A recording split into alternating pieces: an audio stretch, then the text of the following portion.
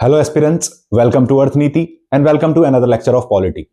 आज हम डिस्कस करने वाले हैं पार्ट 3 ऑफ फंडामेंटल राइट्स, जिसके अंदर हम डील करेंगे आगे वाले आर्टिकल्स जो अब तक हम कवर कर चुके हैं। हमने आर्टिकल 24 तक कवर कर लिया है, अब आगे हम आर्टिकल 25 से लेकर आर्टिकल 31C तक कवर करने वाले हैं। मतलब इसके अंदर 3 एस्पेक्ट कवर होंगे। सबसे पहले राइट टू रिलीजियस फ्रीडम, जो आर्टिकल 25 से 28 तक चलता है। Then cultural and educational rights, जिसे हम आर्टिकल 29 और आर्टिकल 30 के अंदर पढ़ते हैं। एंड फाइनली आर्टिकल 31, जो सबसे ज्यादा कंफ्यूजिंग एस्पेक्ट है और जिसमें बच्चे और आप जैसे एस्पिरेंट्स बहुत ज्यादा कंफ्यूज होते हैं। आप इस लेक्चर को देखने के बाद जितने भी कंफ्यूजन्स हैं आपके, वो सारे दूर हो जाएंगे। और अगर नहीं होते हैं तो मैं आपसे डायरेक्टली कांटेक्ट में हूं, आप मेरे से डायरेक्टली कांटेक्ट कर सकते हैं। Without any further delay, let's start with the video, let's start with this lecture, जिसमें हम डिस्कस करने वाले हैं आर्टिकल 25 से लेकर आर्टिकल 31C तक। Right, that's the part 3 of the Indian constitution. See, जब मैं आर्टिकल 25 से आर्टिकल 30 की बात करता हूं, I talk about pluralism. Pluralism मतलब plurality of this Indian society, multiple languages, multiple cultures, multiple religions. और ऐसे केसेस में जब आपको मल्टीप्लिसिटी देखने को मिलती है और मल्टीपल एस्पेक्ट्स देखने को मिलते हैं, तो ये बहुत ज्यादा जरूरी हो जाता है कि सबके राइट्स को सिक्योर किया जाए, चाहे वो रिलीजियस राइट्स हो, चाहे वो लिंग्विस्टिक राइट्स हो, चाहे वो कल्चरल राइट्स हो। इन सारी राइट्स को सिक्योर करना कॉन्स्टिट्यूशन की जिम्मेदारी थी, हमारी पॉलिटी की जिम्मेदारी थी, हमारे कॉन्स्टिट्यूशन मेकर्स की जिम्मेदारी थी। और उन्होंने इस जिम्मेदारी को फुलफिल किया है थ्रू दिस पार्ट 3 के अंदर ऐड करके right to religious freedom and cultural and educational rights. एक एक करके इन आर्टिकल्स के बारे में पढ़ने की कोशिश करते हैं कि हमारा सेक्युलरिज्म कैसा है, हम वेस्टर्न सेक्युलरिज्म पे चल रहे हैं या इंडियन सेक्युलरिज्म उससे किस तरीके से अलग है, नेगेटिव सेक्युलरिज्म क्या है, पॉजिटिव सेक्युलरिज्म क्या है, doctrine of essential religious practice क्या है, क्या गवर्नमेंट रिलीजियस प्रैक्टिसेस में इंटरफेयर कर सकती है, नहीं कर सकती, और कर सकती है तो क्यों कर सकती है, किस बिहाफ पे कर सकती है, कौन से आर्टिकल के बेसिस पे कर सकती है, इंडिविजुअल राइट्स क्या है, ग्रुप राइट्स क्या है, एजुकेशन के अंदर रिलीजियस इंस्ट्रक्शंस दिए जा सकते हैं, नहीं दिए जा सकते। ये सारी चीजें आज हम इस लेक्चर के अंदर डिस्कस करने वाले हैं। सबसे पहले जैसा आपको देखने को मिल रहा है, आपको यह समझने की जरूरत है कि एक प्लूरलिस्टिक कोर जो है इंडिया का, भारत का, वो हमारे संविधान के आर्टिकल 25 से स्टार्ट होता हुआ दिखता है, जिसमें हम अलग अलग रिलीजन्स को एकोमोडेट करने की कोशिश करते हैं, माइनॉरिटी राइट्स को प्रोटेक्ट करने की कोशिश करते हैं। इस प्रेजेंटेशन के अंदर हम ये एग्जामिन करने की कोशिश करेंगे कि जितने भी राइट्स हैं related to religion, culture and education, उसे किस तरीके से इंडिया के फंडामेंटल राइट्स में, इंडिया के कॉन्स्टिट्यूशन के अंदर एकोमोडेट किया गया है, इंटीग्रेट किया गया है। और साथ के साथ भारत की जो डाइवर्स आइडेंटिटी है, भारत की जो डाइवर्सिटी है, उसको सस्टेन करते हुए कैसे मैं यूनिटी को भी मेंटेन कर पा रहा हूं। मतलब जो यूनिटी इन डाइवर्सिटी हम कहते हैं, जैसे भारत के लिए हमेशा बोला जाता है we are a multi coloured canvas. हमारे पास अगर कोई पेंटिंग होगी हमारी भारत की, कोई बनाएगा, तो उसमें सिंगल कलर नहीं होगा, उसमें मल्टीपल कलर्स होंगे, क्योंकि हमारे यहाँ मल्टीपल कल्चर्स हैं, मल्टीपल लैंग्वेजेस हैं, मल्टीपल रिलीजन्स हैं, मल्टीपल एथनिसिटीज हैं, राइट, मल्टीपल डायलेक्ट्स हैं, मल्टीपल ट्राइब्स हैं। तो मैं जितने भी मल्टीपल जोड़ना चाहूं वो यहाँ मल्टीपल जोड़ सकते हैं। तो उन सबको प्रोटेक्ट करने के लिए, इस प्लूरैलिटी को प्रोटेक्ट करने के लिए ये सारे आर्टिकल्स आपको एग्जिस्ट करते हुए दिख रहे हैं, राइट। अब एग्जैक्टली हम मुद्दे पर पहुंचते हैं। मुद्दे की बात क्या है? Article 25 is our first article जो हमें डिस्कस करना है। आर्टिकल 25 क्लियरली मेंशन करता है, ये कोर है हमारे इंडियन सेक्युलरिज्म का, ये क्लियरली मेंशन करता है कि हमारे जो इंडिविजुअल रिलीजियस फ्रीडम है उसके बारे में क्या क्या राइट हमें प्रोवाइड की गई है। तो सबसे पहली चीज जो हमें आर्टिकल 25 के अंदर समझनी है, आर्टिकल 25 के अंदर समझनी है, वो ये है कि article 25 does not deal with group rights और religious rights of a group, it deals with the religious rights of an individual. तो article 21 deals with the individual rights, not the group rights. Clear? तो इस individual right में हर individual के पास भारत के अंदर रह के क्या क्या राइट्स हैं, किस तरीके से वो अपने रिलीजन को प्रैक्टिस कर सकता है, प्रोफेस कर सकता है, किस तरीके से वो उसका क्या कॉन्शियंस है, ये सारा प्रोपोगेट कर सकता है, ये सारी चीजें आपको इसके अंदर इंक्लूडेड दिख जाती हैं। तो आर्टिकल 25 हमें 4 चीजें दिखाता है। 4 फंडामेंटल पिलर्स हैं आर्टिकल 25 के, जो इंडिविजुअल राइट्स प्रोवाइड करते हैं किसी भी इंडिविजुअल को, किसी भी सिटीजन को और नॉन सिटीजन को एज वेल। सबसे पहला है freedom of conscience. Freedom of conscience का मतलब है कि यार मैं डिसाइड करूंगा कि मेरा भगवान के साथ क्या रिलेशन है। मतलब मुझे मंदिर जाना है या नहीं जाना है, मुझे इस्लाम फॉलो करना है या नहीं करना है, मुझे क्रिश्चियनिटी फॉलो करनी है, मुझे हिंदुइज्म फॉलो करना है, बुद्धिज्म, जैनिज्म, सिखिज्म, मेरी मर्जी कि भगवान के साथ मेरा रिलेशन कैसे रहेगा। मैं सरगुण फॉर्म में भगवान को पूजूंगा या निर्गुण फॉर्म में भगवान को पूजूंगा, मतलब मैं आइडल वर्शिप करूंगा या फिर मैं आइडल वर्शिप नहीं करूंगा। ये इस चीज के लिए मुझे कोई गाइड नहीं कर सकता। That's completely depends on my conscience, मेरी अंतरात्मा किस तरीके से भगवान को देखती है, किस तरीके से उनसे कनेक्ट करना चाहती है, यह आजादी मेरा संविधान मुझे प्रोवाइड करता है। और इसी को हम बोलते हैं फ्रीडम ऑफ कॉन्शियंस, कि मैं भगवान के साथ किस तरीके से अपना रिलेशन मेंटेन करना चाहता हूं, वो मेरी जिम्मेदारी है। दूसरा is profess, to profess my religion, आसान भाषा में कि मैं किस तरीके से अपने रिलीजियस बिलीव्स को पब्लिकली रख सकता हूं। For example, I am a Hindu, तो मैं without any fear of being judged, without hurting anyone sentiment, मैं इजीली ये सबको बता सकता हूं और ये खुल के बता सकता हूं कि देखो भाई, मैं हिंदू धर्म को फॉलो करता हूं, मैं महादेव का भक्त हूं। इसे कहते हैं प्रोफेस करना, और इसकी भी मुझे खुली आजादी है। मैं अपने रिलीजियस सिंबल्स भी पहन सकता हूं, मैं अपने रिलीजियस टीके भी लगा सकता हूं, मैं चंदन भी लगा सकता हूं माथे पर, और मुझे उससे कोई करने से नहीं रोक सकता। मैं पब्लिकली अपनी आइडियोलॉजी को, अपने धर्म को, अपनी बिलीफ को एक्सप्रेस कर सकता हूं। इसी को हम कहते हैं टू प्रोफेस। कॉन्शियस का मतलब कि मैं खुद क्या चाहता, सोच रहा हूं अपने भगवान को लेकर, वो मेरा बिलीफ है, उसमें मेरे को कोई रोक टोक नहीं करेगा। दूसरी चीज, जब मैं अपने फेथ और बिलीफ के बारे में कुछ बताने की कोशिश करूंगा तो उसमें भी मेरे को कोई रोक टोक नहीं होगी, उसमें भी मेरे ऊपर कोई रेस्ट्रिक्शन नहीं लगाया जाएगा। नेक्स्ट है प्रैक्टिस, केवल बता ही नहीं सकता, मेरे पास यह भी राइट है कि मैं अपनी रिलीजियस प्रैक्टिसेस को आजादी के साथ, फ्रीडम के साथ प्रैक्टिस कर सकूं। किसी भी तरीके से मेरी रिलीजियस प्रैक्टिस को मुझे फॉलो करने से कोई नहीं रोक सकता, until unless some reasonable restrictions are applied। उसके बारे में भी हम डिस्कस करेंगे। मतलब मेरी जो रिलीजियस प्रैक्टिस है उन्हें मैं खुलकर फॉलो कर सकता हूं, उन्हें प्रैक्टिस में पब्लिकली कर भी सकता हूं without disturbing the public order. और प्राइवेट स्फीयर में तो डेफिनेटली मैं जो भी करना चाहूं वो मैं कर सकता हूं अपने रिलीजन से रिलेटेड। तो बेसिकली मेरे पास कॉन्शियंस का राइट है, मेरे पास प्रोफेस करने का राइट है, मेरे पास अपने रिलीजन को प्रैक्टिस करने का राइट है। एंड जो चौथा पिलर है वो अपने रिलीजन को प्रोपोगेट करने का है। मैं अपने रिलीजियस आइडियाज को दूसरों को भी बता सकता हूं कि देख भाई, मेरे रिलीजन के अंदर ये सारी चीजें हैं। मैं उन्हें अवेयर करा सकता हूं अपने रिलीजन के बारे में, अपने आइडियाज को प्रोपोगेट कर सकता हूं, अपने आइडियाज को एक्सप्रेस कर सकता हूं। उसे हम कहते हैं प्रोपोगेशन। तो बेसिकली अपने आइडियाज को, अपने बिलीफ को स्प्रेड करना, पब्लिसाइज करना, इसको हम बोलते हैं प्रोपोगेशन। लेकिन याद रखिए, प्रोपोगेट करने का मतलब प्रोसेलिटाइजेशन नहीं है, प्रोपोगेट करने का मतलब कन्वर्जन एक्टिविटीज नहीं है। ये आपको अपने आइडियाज, अपने रिलीजियस बिलीफ प्रोपोगेट करने की आजादी देता है आर्टिकल 25, लेकिन किसी को कन्वर्ट करने की आजादी नहीं देता। किसी भी तरीके से आप अपने बिलीफ किसी और के ऊपर नहीं थोपेंगे। आप बता सकते हैं, लेकिन सामने वाला इंटरेस्टेड नहीं है तो चुप हो जाओ। आप जबरदस्ती किसी को यह नहीं बोलेंगे जी मेरा ही बिलीफ ठीक है, तेरा गलत है। मतलब मैं फॉलो कर रहा हूं तो ठीक, तू नहीं कर रहा तो काफिर, राइट। ये जो मोनोथिस्टिक एस्पेक्ट है या फिर सिंगुलर बिलीफ है, इस चीज में प्रोपोगेशन है वो सपोर्ट नहीं कर रहा है। आप अपने बिलीफ को प्रोपोगेट करो, लेकिन आप किसी भी तरीके से कन्वर्जन एक्टिविटीज नहीं कर सकते।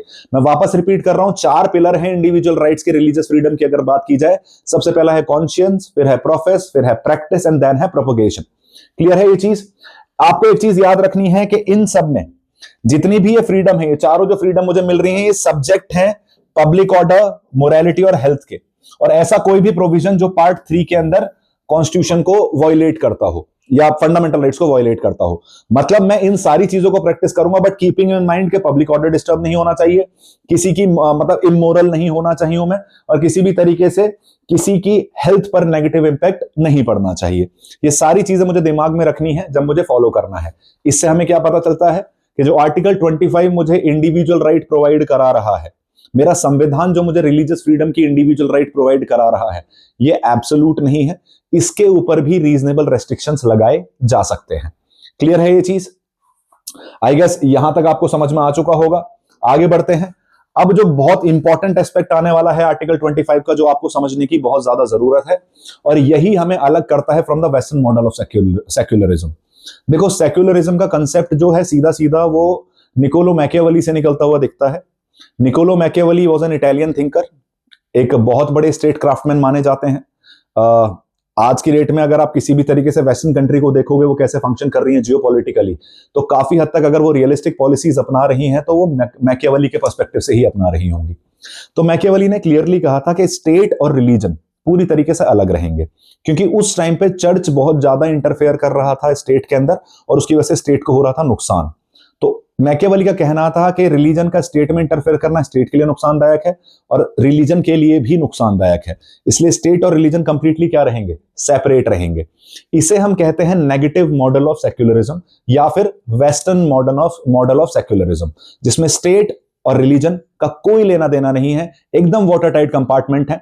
जो स्टेट की एक्टिविटीज है वो स्टेट करेगा, जो रिलीजियस एक्टिविटी है वो रिलीजन करेगा, दोनों एक दूसरे में इंटरफेयर नहीं करेंगे।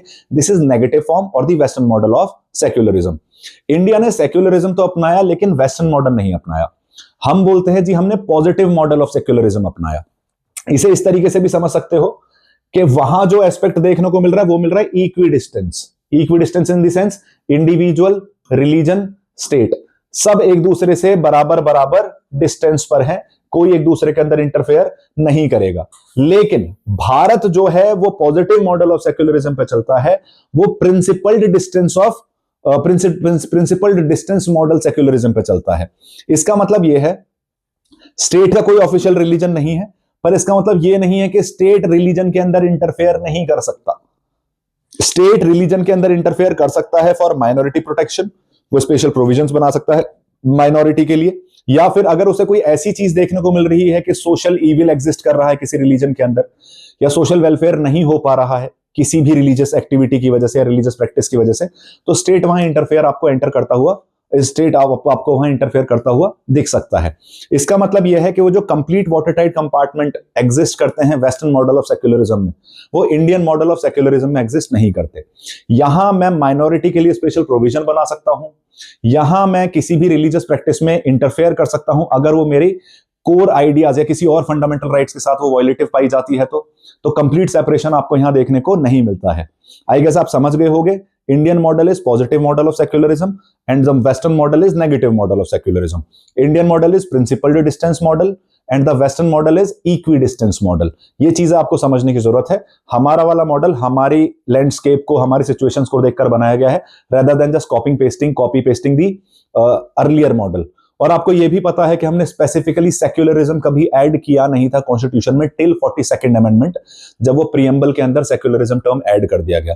We were intrinsically secular cause of these articles, लेकिन हमने ऐसे आउटराइटली अपने आप को सेक्युलर बोल नहीं रखा था, क्योंकि हमारा सेक्युलरिज्म का concept is not same as the western model of secularism. Clear है ये चीज? अब जब मैं रीजनेबल रेस्ट्रिक्शन की बात करता हूं तो आर्टिकल 25 क्लॉज 2 बहुत इंपॉर्टेंट एस्पेक्ट है ये। तो स्टेट रेगुलेट कर सकता है और जुडिशियल इंटरप्रिटेशन भी हो सकता है आर्टिकल 25 का। मतलब state in this judiciary as well as, मैंने आपको बताया था, judiciary when functioning administrative functions या doing administrative functions is the part of the state, while doing judicial functions it's not the part of the state. तो judiciary और state किस तरीके से रिलीजन को रेगुलेट कर सकता है ये डिफाइन किया गया है आर्टिकल 25 क्लॉज 2 के अंदर। इसमें क्लियरली मेंशन है दो एस्पेक्ट में स्टेट जो है इंटरफेयर में, स्टेट जो है रिलीजन के अंदर इंटरफेयर कर सकता है। मतलब दो पर्सपेक्टिव्स को लेकर, दो डायमेंशंस को लेकर स्टेट रिलीजियस एक्टिविटीज या किसी रिलीजन के अंदर इंटरफेयर कर सकता है। पहला है सेक्युलर एक्टिविटीज, मतलब स्टेट रेगुलेट कर सकता है या रेस्ट्रिक्ट कर सकता है किसी भी इकोनॉमिक, फाइनेंशियल, पॉलिटिकल और किसी और एनी अदर सेक्युलर एक्टिविटी अगर वो किसी रिलीजियस प्रैक्टिस के साथ एसोसिएटेड है। मतलब रिलीजियस प्रैक्टिस में स्टेट इंटरफेयर नहीं करेगा, लेकिन अगर कोई रिलीजियस प्रैक्टिस किसी पॉलिटिकल, फाइनेंशियल या फिर इकोनॉमिक एस्पेक्ट या किसी और सेक्युलर एक्टिविटी के साथ एसोसिएटेड है तो स्टेट वहां इंटरफेयर कर जाएगा। इसे इस तरीके से देखिए, 1958 के अंदर एक केस हुआ था जो आपको यहां देखने को मिल रहा है। उसका केस का नाम था Mohammad Hanif Qureshi versus state of Bihar. Mohammad Hanif Qureshi versus state of Bihar, याद रखिएगा इस केस को। ये सोशल वाला एस्पेक्ट जो है, ये जो सोशल वेलफेयर या सेक्युलर एक्टिविटीज वाला एस्पेक्ट है, इससे आपको समझ में आएगा। सेक्युलर एक्टिविटीज में स्टेट इंटरफेयर करेगा, उसका एग्जांपल हमें कहां से मिला? 1958 के एक एक्ट जजमेंट से मिला। जजमेंट के केस का नाम क्या था? Mohammad Hanif Qureshi versus state of Bihar. Basically इसमें क्या हो रहा था? बकरी ईद पर काउ स्लॉटर हो रहा था, गाय को काटा जा रहा था। तो इस जजमेंट में क्लियरली ये कोर्ट ने बोला कि देखो भाई, बकरी ईद में बकरी का सैक्रिफाइस जो है वो एसेंशियल है, लेकिन गाय का सैक्रिफाइस जो है वो एसेंशियल नहीं है और इसको बैन करना पड़ेगा। It is not the part of essential religious practice.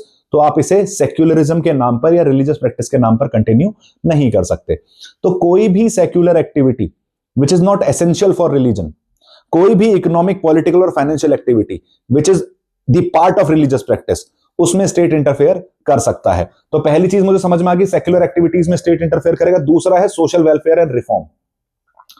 अगर मुझे किसी रिलीजन के अंदर ऐसा लग रहा है कि किसी इंडिविजुअल की राइट्स वायलेट हो रही हैं, that goes against the core idea of our constitution, किसी की इंडिविजुअल राइट्स वायलेट हो रही हैं, मेन और वुमेन को अलग तरीके से ट्रीट किया जा रहा है, कास्ट बेसिस पे टेंपल में एंट्री नहीं लेने दी जा रही, जेंडर बेसिस पे टेंपल में एंट्री नहीं लेने दी जा रही, उस केसेस में रिफॉर्म के लिए, सोशल वेलफेयर के लिए स्टेट इंटरफेयर कर सकता है।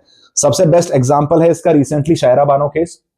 शायरा बानो केस में इंस्टेंट ट्रिपल तलाक, मतलब तलाक बिद्दत को डिस्कार्ड कर दिया गया था, ये बोलकर कि तलाक बिद्दत एसेंशियल रिलीजियस प्रैक्टिस नहीं है and it's discriminatory towards the women, it's discriminatory towards the Muslim women. उनका आर्टिकल 14 जो है वो वायलेट होता हुआ दिख रहा था वहां। तो जनरली जो हमारा टसल होता है वो article 14 equality before law and equal protection law of law versus article 25 ही होता है। तो अगर मुझे सोशल वेलफेयर और रिफॉर्म करना है तो स्टेट इंटरफेयर कर सकता है, उस रिलीजियस प्रैक्टिस को डिस्कार्ड कर सकता है। दूसरा, किसी भी सेक्युलर एक्टिविटी में इंटरफेयर करके वो उस प्रैक्टिस को डिस्कार्ड कर सकता है। समझ में आई बात? मतलब जो रीजनेबल रेस्ट्रिक्शंस हैं या जो स्टेट इंटरवेंशन है, जो हमारे सेक्युलरिज्म को पॉजिटिव सेक्युलरिज्म बनाता है, जो हमारे सेक्युलरिज्म को प्रिंसिपल डिस्टेंस बनाता है, वो आर्टिकल 25 क्लॉज 2 बनाता है। इंटरफेयर के ऑप्शन आपको, इंटरफेरेंस के ऑप्शन आपको आर्टिकल 25(2) प्रोवाइड करता है, जिससे स्टेट और जुडिशरी इंटरफेयर कर सकती है या आपकी रिलीजियस प्रैक्टिस को इंटरप्रेट कर सकती है। इस डॉक्ट्रीन को हम कहते हैं एसेंशियल रिलीजियस प्रैक्टिस डॉक्ट्रीन। तो सबसे पहले आपको यह समझना है कि एसेंशियल रिलीजियस प्रैक्टिस डॉक्ट्रीन सीधे कहां से आ रही है? आर्टिकल 25 क्लॉज 2 के अंदर मेंशन्ड है एसेंशियल रिलीजियस प्रैक्टिस डॉक्ट्रीन। इसमें क्लियर है कि कोर्ट किसी भी प्रैक्टिस को सही या गलत बताने से पहले, वॉयलेटिव और नॉन वॉयलेटिव बताने से पहले, ये डिसाइड करेंगी whether that particular religious practice can be considered to be the essential part of that religion और it is the non essential part. Right? मतलब फॉर एग्जांपल, जैसे यहां मैंने बोल दिया कि जी काऊ का सैक्रिफाइस नॉन एसेंशियल है तो उसे हटा दो। इसका मतलब doctrine of essential religious practice के हिसाब से आपने बोला काऊ प्रैक्टिस, काऊ का स्लॉटर नहीं भी होगा तो भी तुम्हारी कोई रिलीजियस प्रैक्टिस हर्ट नहीं हो रही है। बकरी का स्लॉटर तुम कर सकते हो बिकॉज़ वो that is your essential religious practice. Similarly पगड़ी पहनना, कड़ा पहनना सिक्स में, वो उनकी एसेंशियल रिलीजियस प्रैक्टिस है तो उसको लिए आप मना नहीं कर सकते। अभी रिसेंटली सबरीमाला केस हुआ था टेंपल एंट्री को लेकर, तब भी कोर्ट ने यही एसेंशियल रिलीजियस डॉक्ट्रीन लगाया था, जिसमें उन्होंने बोला था कि वुमेन को एंट्री ना देना is can not be considered as an essential practice of that particular denomination और दैट पर्टिकुलर रिलीजन। तो इस वजह से आप वुमेन एंट्री को डिसअलाउ नहीं कर सकते, वुमेन को भी एंट्री देनी पड़ेगी। तो वहां भी आपने एसेंशियल रिलीजियस प्रैक्टिस का लॉजिक जो है वो अप्लाई होता हुआ दिखा था। एक और केस है हमारे पास, आचार्य जगदीश्वरानंद अवधूत। ये भी 1950s का केस है। तो ये आनंद मर्गीज से रिलेटेड था। जब आनंद मर्गीज अपने प्रोग्रेशन निकालते थे तो एक हाथ में वो कंकाल पकड़ते थे, सर पकड़ते थे, स्कल, ह्यूमन स्कल, एक हाथ में वो तलवार पकड़ के चलते थे और परेड, एक प्रोसेशन निकालते हुए जाते थे बेसिकली रोड्स पर। तो इससे क्या हो रहा था, बाकी लोगों के अंदर इनसिक्योरिटी आ रही थी, बाकी लोगों को डर लग रहा था। तो सुप्रीम कोर्ट ने क्लियर जजमेंट दिया कि जो तांडव डांस है, जो आप पब्लिक में करते हुए जाते हो, लीगल वेपन्स कैरी करते हुए, ये एसेंशियल प्रैक्टिस नहीं है। तो आप प्रोसेशन कंटिन्यू कर सकते हो लेकिन ये तांडव डांस और लीगल वेपन्स कैरी नहीं कर सकते, कॉज ये एसेंशियल प्रैक्टिस का पार्ट नहीं है। अब इसमें प्रॉब्लम क्या है? देखो, इंडियन पर्सपेक्टिव से या इस सिविलाइजेशनल एस्पेक्ट से, जब हम बात करते हैं इस्लाम की, जब हम बात करते हैं क्रिश्चियनिटी की, तो वहां ना कोडिफाइड लॉज है, वहां हमारे पास किताब है, बाइबल है, कुरान है, जिसमें मैं देख सकता हूं कि एसेंशियल रिलीजियस प्रैक्टिस है या नहीं है। अगर मैं इस्लाम की बात करूं तो मैं फतवा आलमगिरिया हदीस में भी देख सकता हूं। पर हिंदुइज्म के अंदर ऐसा कोई लीगल डॉक्यूमेंट नहीं है जो मुझे बता दे कौन सी रिलीजियस प्रैक्टिस एसेंशियल है, कौन सी नहीं है। इसलिए इतनी ज्यादा टसल्स भी आपको होती हुई दिखती हैं। सबरीमाला वाला केस भी वैसा ही था जिसमें आपको वो टसल होती हुई दिखी। सबरीमाला वाले केस के बारे में मैंने आपको ये भी बताया कि सबरीमाला वाले केस के बाद आपको कस्टम भी आपने ऐड कर दिए हैं, जब आप इंक्लूसिव होते हो चीजों को लेकर। क्लियर है ये चीज? एसेंशियल रिलीजियस प्रैक्टिस डॉक्ट्रीन दो बेसिस पे स्टेट इंटरफेयर कर सकता है, वन इज सेक्युलर एक्टिविटीज, दूसरी इज सोशल रिफॉर्म्स या सोशल वेलफेयर। दोनों ही केसेस में एसेंशियल रिलीजियस प्रैक्टिस कौन इंटरप्रेट करता है? जुडिशरी प्योरली इंटरप्रेट करेगी कि वो रिलीजियस प्रैक्टिस एसेंशियल है या नहीं है। जुडिशरी को अगर लगता है तो सही, जुडिशरी को अगर नहीं लगता है तो नहीं। फॉर एग्जाम्पल, राम मंदिर जजमेंट में भी यही डॉक्ट्रीन यूज की गई थी कि क्या मंदिर का वहां होना या बाबरी मस्जिद का वहां होना कौन सी एसेंशियल रिलीजियस प्रैक्टिस है। मस्जिद is not a basically not equivalent to temples, it's just a place जहां जहां सब लोग मिलकर क्या कर सकते हैं, आकर नमाज पढ़ सकते हैं। तो वहां doctrine of essential religious practice में यह बोला गया कि अगर आप वहां नमाज नहीं भी पढ़ रहे हैं तो कहीं और पढ़ लो, ज्यादा फर्क नहीं पड़ेगा। इस वजह से वो जजमेंट जो है वो किसके फेवर में दिया गया, वो राम मंदिर के फेवर में दिया गया, या जो अखाड़ा था जो लड़ रहा था उस जगह, उसके फेवर में दिया गया। It was also a property right along with religious contest. Religious debate तो था ही है, लेकिन ये प्रॉपर्टी की भी एक लड़ाई थी जो दो ग्रुप्स के बीच में चल रही थी। तो I guess I am pretty clear with it कि स्टेट किस तरीके से इंटरवीन कर सकता है, किस तरीके से हमारे सेक्युलरिज्म को पॉजिटिव फॉर्म ऑफ सेक्युलरिज्म बनाया जा रहा है या बनाया गया है। आगे बढ़ते हैं, अब बात करते हैं आर्टिकल 26 की। अभी तक जो मैंने आपसे बात करी, this was about we were talking about individual practices या इंडिविजुअल राइट्स। अब हम बात करेंगे ग्रुप के राइट्स के बारे में। अभी जो मैंने सारी राइट्स आपको चारों की चारों बताई हैं वो इंडिविजुअल राइट्स थी। अब मैं बात कर रहा हूं रिलीजियस ग्रुप्स के बारे में। फॉर एग्जाम्पल, इसलिए जो टर्म यूज किया गया है कॉन्स्टिट्यूशन के अंदर वो किया गया है रिलीजियस डिनोमिनेशंस, राइट। तो आर्टिकल 26 कहता है securing the rights of the collective religious denominations. मतलब इंडिविजुअल की बात नहीं चल रही है, अब रिलीजियस ग्रुप्स की बात चल रही है कि कोई भी रिलीजन किन किन चीजों को कर सकता है, कोई भी रिलीजियस ग्रुप, कोई भी रिलीजियस डिनोमिनेशन किन किन चीजों को कर सकता है। ये आर्टिकल 26 में आपको मेंशन्ड दिखते हैं। क्या क्या कर सकता है, to maintain and establish institutions for religious and charitable purposes. मैं कोई रिलीजियस इंस्टीट्यूशन एस्टेब्लिश कर सकता हूं, उसे मेंटेन कर सकता हूं अपने रिलीजियस पर्पसेस के लिए। दूसरा, to own and acquire movable and immovable property. मैं प्रॉपर्टी खरीद सकता हूं in the name of my religious denomination. Third is to manage its own affairs in matters of religion. अगर रिलीजियस मैटर्स हैं तो वो रिलीजियस डिनोमिनेशन उन्हें खुद संभालेगा, किसी और को इंटरफेयर करने की जरूरत नहीं है, स्टेट का इंटरफेयर करने की जरूरत नहीं है। And the fourth one is to administer such property in accordance with law. जो भी प्रॉपर्टी, मूवेबल इमूवेबल प्रॉपर्टी मैंने एक्वायर करी है, उसे अकॉर्डेंस इन लॉ उसे मैं एडमिनिस्टर भी करूं। मैं वापस बोलता हूं, this is not an individual right, this is a group right. ये चार चीजें अलाउ करता है आपको। सबसे पहला is to establish and maintain institutions और religious for religious and charitable purposes. दूसरा, मूवेबल और इमूवेबल प्रॉपर्टी मैं एक्वायर कर सकता हूं। तीसरा, मैं अपने जितने भी रिलीजियस अफेयर्स हैं उन्हें अपने अकॉर्डिंगली फंक्शन कर सकता है कोई भी religious denomination. And fourth one is जो भी मैंने प्रॉपर्टी एक्वायर करी है उसे इन अकॉर्डेंस विद लॉ मुझे उसे एडमिनिस्टर भी करना है। ये चार चीज जो हैं एक रिलीजियस डिनोमिनेशन को प्रोवाइड कराई जाती हैं। अब सबसे बड़ा सवाल, ये जो मैं बार बार रिलीजियस डिनोमिनेशन बोल रहा हूं इसका मतलब क्या है। तो SP Mittal versus union of India case में रिलीजियस डिनोमिनेशन को डिफाइन किया गया कि भाई किसको एक रिलीजियस डिनोमिनेशन समझा जाएगा। तीन कंडीशन है, अगर ये तीनों फुलफिल हो जाती हैं तो किसी भी रिलीजियस ग्रुप को आप रिलीजियस डिनोमिनेशन कह सकते हैं और उसके पास ये सारी राइट्स आपको मिलेंगी। सबसे पहली कंडीशन है एक ऐसा ग्रुप ऑफ पीपल जहां कॉमन आइडियोलॉजी या कॉमन बिलीफ पर जो है, कॉमन फेथ पर जो बिलीव करते हैं। एक ऐसा ग्रुप जिनका फेथ, जिनका भरोसा, जिनका बिलीफ, जिनकी आस्था किसी कॉमन चीज को लेकर है, एक ही चीज पर है। दूसरा कंडीशन, एक कॉमन ऑर्गेनाइजेशन स्ट्रक्चर होना चाहिए। मतलब इस बिलीफ के साथ साथ केवल ग्रुप नहीं होना चाहिए, उस ग्रुप का एक ऑर्गेनाइजेशनल स्ट्रक्चर भी होना चाहिए। एंड लास्ट में एक डिस्टिंक्ट नेम होना चाहिए आइडेंटिफिकेशन के लिए। For example, Hinduism is not a religious denomination. Hinduism के अंदर शैविज्म, वैष्णविज्म, शक्तिज्म, ये सारे क्या हैं, ये रिलीजियस डिनोमिनेशन है। Similarly Muslim is not an religious denomination.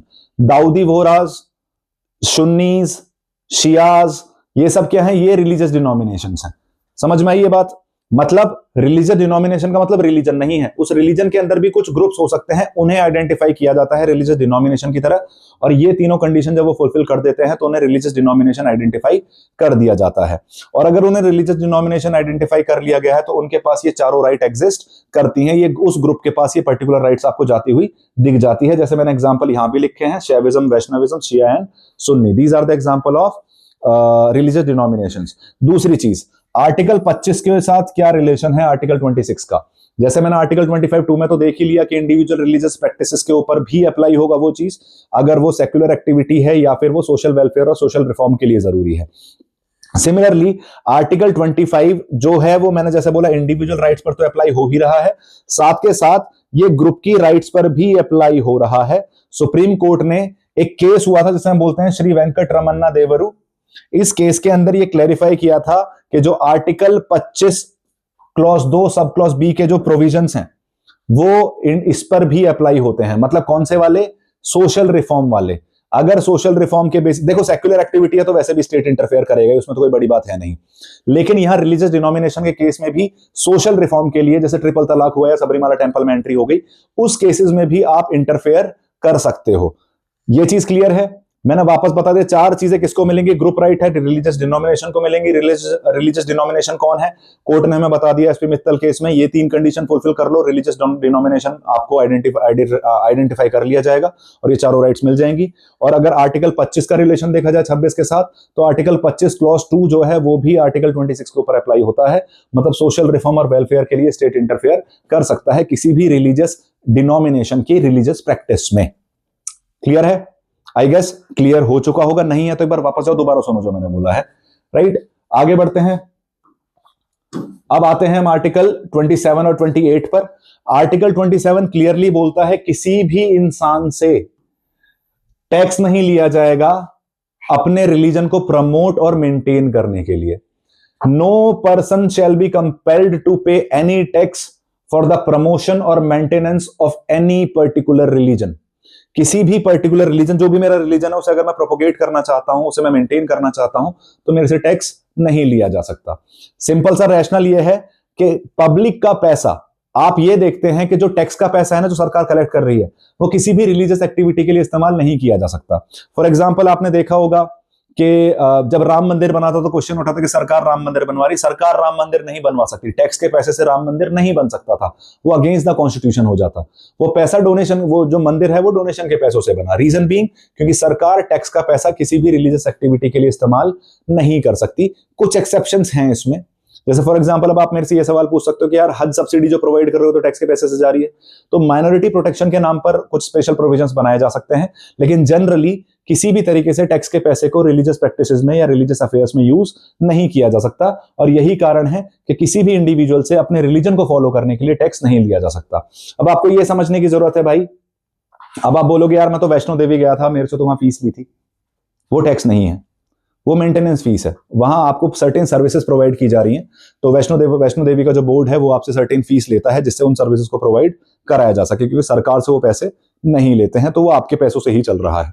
तो फीस जो है उसे टैक्स नहीं कहा जाएगा, तो कंफ्यूज नहीं होना है, टैक्स कलेक्शन नहीं है, फीस कलेक्शन किया जा सकता है। राइट, आर्टिकल 28 कहता है religious instructions in educational institutions. तो क्या मैं किसी एजुकेशनल इंस्टीट्यूशन के अंदर रिलीजियस इंस्ट्रक्शन दे सकता हूं? मैं माइनॉरिटी इंस्टीट्यूशंस की बात नहीं कर रहा, मैं बोल रहा हूं कि क्या किसी भी एजुकेशनल इंस्टीट्यूशन में मैं रिलीजियस ज्ञान दे सकता हूं? मैं क्या कहीं कुरान पढ़ा सकता हूं? मैं क्या कहीं बाइबल पढ़ा सकता हूं? मैं भगवत गीता, रामायण, महाभारत ये सब पढ़ा सकता हूं? तो ये जो क्लैरिटी है ये हमें मिलती है आर्टिकल 28 से। इन्होंने क्या है, 4 टाइप के इंस्टीट्यूशंस बता दिए हैं और वहां उन्होंने क्लैरिफाई कर दिया है कि कहां कहां रिलीजियस इंस्ट्रक्शंस दिए जा सकते हैं, कहां कहां रिलीजियस इंस्ट्रक्शंस प्रोवाइड नहीं किए जा सकते। तो सबसे पहले, अगर कोई ऐसा एजुकेशनल इंस्टीट्यूट है जो पूरी तरीके से सरकारी पैसों पर चल रहा है, पूरी तरीके से सरकार द्वारा फंडेड है, पूरी तरीके से सरकार द्वारा फाइनेंस्ड है, वहां किसी भी तरीके से रिलीजियस इंस्ट्रक्शन प्रोवाइड नहीं करा जाएगा। मतलब अगर पूरा पैसा सरकार का है तो रिलीजियस इंस्ट्रक्शंस प्रोवाइड नहीं कराए जाएंगे। अगर कोई ऐसा इंस्टीट्यूट है जो एडमिनिस्टर तो स्टेट कर रहा है लेकिन एक ट्रस्ट और एंडोमेंट के अंडर एस्टेब्लिश किया गया है, मतलब एडमिनिस्ट्रेशन स्टेट की है लेकिन उसे एज अ ट्रस्ट और एन एंडोमेंट की तरह एस्टेब्लिश किया गया था, तो वहां रिलीजियस इंस्ट्रक्शन अलाउड है अगर ट्रस्ट की रिक्वायरमेंट है तो। मतलब अगर होलली फंडेड बाय स्टेट है तो है ही नहीं, लेकिन अगर ट्रस्ट और एंडोमेंट की तरह एस्टेब्लिश किया गया है तो रिलीजियस इंस्ट्रक्शन दिया जा सकता है अगर ट्रस्ट चाहे तो। जिस ट्रस्ट, मतलब जो भी वो इंस्टीट्यूशन अगर वो चाहे तो वो रिलीजियस इंस्ट्रक्शन प्रोवाइड करा सकता है। दूसरा है एक ऐसा इंस्टीट्यूशन जिसे स्टेट ने रिकॉग्नाइज कर रखा है, वहां भी रिलीजियस इंस्ट्रक्शन प्रोवाइड कराया जा सकता है, लेकिन इंडिविजुअल की कंसेंट के साथ या गार्जियन की कंसेंट के साथ। मतलब जिसको मुझे वो रिलीजियस टीचिंग देनी है वो एग्री करना चाहिए कि मेरे को रिलीजियस टीचिंग ये लेनी है। मतलब फॉर एग्जांपल, अगर किसी स्टेट रिकॉग्नाइज्ड इंस्टीट्यूशन के अंदर कुरान पढ़ानी शुरू कर दी जाए तो मैं बोल सकता हूं भाई मेरे को नहीं पढ़नी, या फिर किसी स्टेट रिकॉग्नाइज्ड इंस्टीट्यूशन के अंदर रामायण या महाभारत पढ़ानी शुरू कर दी जाए तो मैं मना कर सकता हूं, मुझे नहीं पढ़नी। रीजन बीइंग क्योंकि यहां गार्जियन या जो पर्सन है, जो पर्टिकुलर पर्सन है जिसके साथ ये एसोसिएटेड है, उसकी परमिशन या उसका कंसेंट बहुत ज्यादा जरूरी हो जाता है। चौथा है receiving aid from the state. पैसा स्टेट से आ रहा है एड के फॉर्म में पर कंप्लीटली फाइनेंस नहीं है स्टेट द्वारा, तो वहां भी रिलीजियस इंस्ट्रक्शन प्रोवाइड किया जा सकता है, again with the consent of the person और द गार्जियन। तो सेम ही केस है रिकॉग्नाइज और receiving add from the state में। तो आर्टिकल 28 बोलता है रिलीजियस इंस्ट्रक्शन स्टेट में प्रोवाइड कराए जा सकते हैं या स्कूल में या किसी कॉलेज में प्रोवाइड कराए जा सकते हैं। हाँ जी, कराए जा सकते हैं, डिपेंडिंग ऑन वो किस तरीके का इंस्टीट्यूशन है। अगर वो पूरी तरीके से स्टेट फंडेड है तो वहां रिलीजियस इंस्ट्रक्शन प्रोवाइड नहीं कराया जाएगा। अगर वो एडमिनिस्टर्ड बाय स्टेट है लेकिन वो किसी ट्रस्ट या एंडोमेंट की तरह एस्टेब्लिश कराया गया था तो वहां रिलीजियस इंस्ट्रक्शन प्रोवाइड कराया जा सकता है, अगर ट्रस्ट को लगता है तो। तीसरा, अगर वो रिकॉग्नाइज्ड है स्टेट द्वारा, वहां भी रिलीजियस इंस्ट्रक्शन प्रोवाइड कराया जा सकता है, पर कंसेंट जरूरी है उस पर्सन का जिसको आप रिलीजियस इंस्ट्रक्शन प्रोवाइड करा रहे हो। And same is the case with जब वो पार्शली एडेड है, मतलब कुछ पैसा जो है वो सरकार उसे प्रोवाइड कर रही है, एड सरकार जो है उसे प्रोवाइड कर रही है, तो वहां भी रिलीजियस इंस्ट्रक्शन प्रोवाइड कराया जा सकता है, but with the consent of the person involve. Clear है ये चीज? ये चार चीजें हैं, उससे आपको क्लैरिटी मिल जाएगी कि कहां कहां रिलीजियस इंस्ट्रक्शंस प्रोवाइड कराए जा सकते हैं, कहां कहां प्रोवाइड नहीं कराए जा सकते। मैं माइनॉरिटी इंस्टीट्यूशंस की बात नहीं कर रहा हूं, कंफ्यूज मत होना, उस पर भी हम पहुंचेंगे। राइट, तो आर्टिकल 27 क्लियर हो चुका है, आर्टिकल 28 क्लियर हो चुका है। मूविंग ऑन टू आर्टिकल या नेक्स्ट पार्ट हमारा आर्टिकल 25 से लेकर 28 जो है रिलीजियस फ्रीडम है। आर्टिकल 29 एंड 30 जो है वो है कल्चरल एंड एजुकेशनल राइट्स। तो हम कवर करते हुए देखते हैं कल्चरल एंड एजुकेशनल राइट्स के अंदर क्या क्या बात बोली गई है, और बहुत ध्यान से सुनना, इंट्रिकेसीज पर ध्यान देना, क्वेश्चंस वहीं से निकलते हैं। सबसे पहली चीज, सबसे बड़ा कंफ्यूजन तो बच्चों के अंदर यह है कि आर्टिकल 29 और 30 केवल माइनॉरिटीज के साथ डील करता है। ऐसा नहीं है बच्चे, आर्टिकल 29 सबके साथ डील करता है, चाहे वो मेजोरिटी हो चाहे वो माइनॉरिटी हो। ऐसा नहीं है कि आर्टिकल 29 केवल माइनॉरिटीज की बात कर रहा है, आर्टिकल 29 मेजोरिटीज की भी बात कर रहा है। कैसे बात कर रहा है देखो एक बार, article 29 provides protective shield for the cultural and educational interest of any section of the citizen. क्या लिखा है? Any sections of the citizen, मतलब केवल माइनॉरिटी के ऊपर अप्लाई नहीं होती ये चीज। वापस बोल रहा हूं, कल्चरल और एजुकेशनल इंटरेस्ट जो है वो प्रोटेक्ट करने हैं, उनको प्रोटेक्शन प्रोवाइड किया जाता है under article 29, but not just to minority but to majorities as well, क्योंकि यहां क्या लिखा है? To of any section of the society which includes both minorities as well as majorities, दोनों के लिए है। याद रखनी है ये चीज, बहुत इंपॉर्टेंट पॉइंट है। दूसरा, आर्टिकल 29(1) कहता है राइट टू कंजर्व। हर किसी सिटीजन के पास या हर किसी सेक्शन के पास, सेक्शन ऑफ सिटीजन के पास ये राइट होता है कि अगर उसके पास डिस्टिंक्ट लैंग्वेज है, स्क्रिप्ट है और कल्चर है तो वो उसे कंजर्व करे और सरकार उसमें उसकी मदद करे, किसी भी तरीके से उसे डाइल्यूट या फिर डिस्कार्ड ना किया जाए या फिर एक्सप्लॉइट ना किया जाए। तो आर्टिकल 29 क्लॉज 1 कह रहा है राइट टू कंजर्व, कि भारत देश के अंदर किसी भी सेक्शन ऑफ सिटीजन के पास अगर डिस्टिंक्ट लैंग्वेज है, कल्चर है और स्क्रिप्ट है तो उसके पास उसे कंजर्व करने का भी राइट है, उस सेक्शन के पास उसे कंजर्व करने का भी राइट है। ये दोनों के ऊपर अप्लाई होता है, minority as well as majority के ऊपर। कैसे पता मुझे? एक केस हुआ था DAV college versus state of Punjab, उसमें क्लियरली मेंशन कर दिया गया था कि promoting the majority language does not violate article 29(1). Majority language को प्रमोट करना आर्टिकल 29(1) का वायलेशन नहीं है, अनलेस इस प्रमोशन के लिए आपको माइनॉरिटी लैंग्वेज और स्क्रिप्ट को क्या करना पड़ रहा हो? डिस्कार्ड या फिर डिमीन करना पड़ रहा हो। तो आप अपनी मेजोरिटी लैंग्वेज भी प्रमोट कर सकते हो, आर्टिकल 29(1) ये भी आपको प्रोवाइड कराता है। It is not just meant for minority, it is also meant for majority. तो सबसे पहले तो ये डाउट निकालो कि 29-30 केवल या 29-30 आर्टिकल केवल माइनॉरिटी के साथ डील करता है, it also deals with majority. Article 29 clause 2 बात करता है राइट टू एक्सेस की। राइट, आसान भाषा में किसी भी एजुकेशनल इंस्टीट्यूशन में, स्पेशली स्टेट एडेड, जो स्टेट द्वारा मेंटेन किया जा रहा है या जो स्टेट से फंड रिसीव कर रहा है, वहां आपको एडमिशन लेने से कोई मना नहीं कर सकता on the basis of religion, race, caste and language और एनी अदर या और एनी ऑफ देम। तो बेसिकली मैं वापस बोल रहा हूं, आर्टिकल 29(2) ये सबके लिए है, केवल माइनॉरिटी के लिए नहीं है बच्चे। अगेन ये दोनों के ऊपर अप्लाई होता है। No citizen shall be denied admission into any educational institution maintained by the state और receiving aid out of the state funds on grounds of only race, religion, caste, language. RRCL की तरह याद रख सकते हो आप इसे। आरआरसीएल के बेसिस पे आप आर्टिकल 29(2) के अंदर डिस्क्रिमिनेशन नहीं कर सकते। तो दिस वाज अबाउट आर्टिकल 29। यहां राइट टू कंजर्व मिल रहा है और राइट टू एक्सेस मिल रहा है, और दोनों को मिल रहा है, माइनॉरिटी को भी मिल रहा है और मेजोरिटी को भी मिल रहा है। कैसे पता है हमें? DAV versus state of Punjab case से हमें पता है ये चीज कि मेजोरिटी लैंग्वेज को भी प्रमोट किया जा सकता है विदाउट डिमीनिंग और impacting the minority languages. Clear है ये चीज? आगे बढ़ते हैं। नेक्स्ट है हमारे पास आर्टिकल 30, बहुत इंपॉर्टेंट एस्पेक्ट है। आर्टिकल 30 डील करता है cultural and educational rights of minorities. Right, 29 दोनों के लिए है, आर्टिकल 30 केवल किसके लिए है? Article 30 is only meant for minorities. तो यहां जो आपका थॉट था वो बिल्कुल सही था कि आर्टिकल 29 30 में से जो माइनॉरिटी वाला एस्पेक्ट है वो कहां देखने को मिल रहा है आपको? आर्टिकल 30 के अंदर देखने को मिल रहा है। Empowering minorities to establish and administer their educational institutions.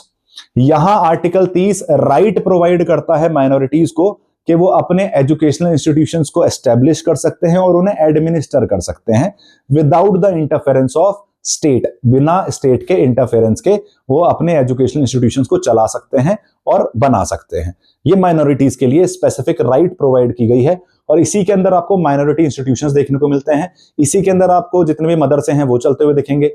इसी के अंदर आपको कॉन्वेंट पर्सपेक्टिव भी चलता हुआ दिख सकता है। Saint Stephen's college, Vellore medical college, उसके अलावा अगर आप देखें तो अलीगढ़ मुस्लिम यूनिवर्सिटी के ऊपर तो कंटेक्स्ट चल रहा है अभी, जामिया मिलिया इस्लामिया, ये सारे क्या हैं? ये माइनॉरिटी इंस्टीट्यूशंस हैं।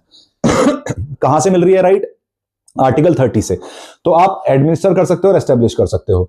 ये सब रिलीजियस और लिंग्विस्टिक माइनॉरिटीज को राइट प्रोवाइड करता है कि वो अपने इंस्टीट्यूशंस को, एजुकेशन इंस्टीट्यूशंस को एडमिनिस्टर कर सकते हैं। इसका मतलब केवल रिलीजियस राइट्स, रिलीजन माइनॉरिटीज के पास नहीं है, ये लिंग्विस्टिक माइनॉरिटीज के पास भी ये राइट है कि वो एजुकेशनल इंस्टीट्यूशंस को एस्टेब्लिश कर सकते हैं और एडमिनिस्टर कर सकते हैं।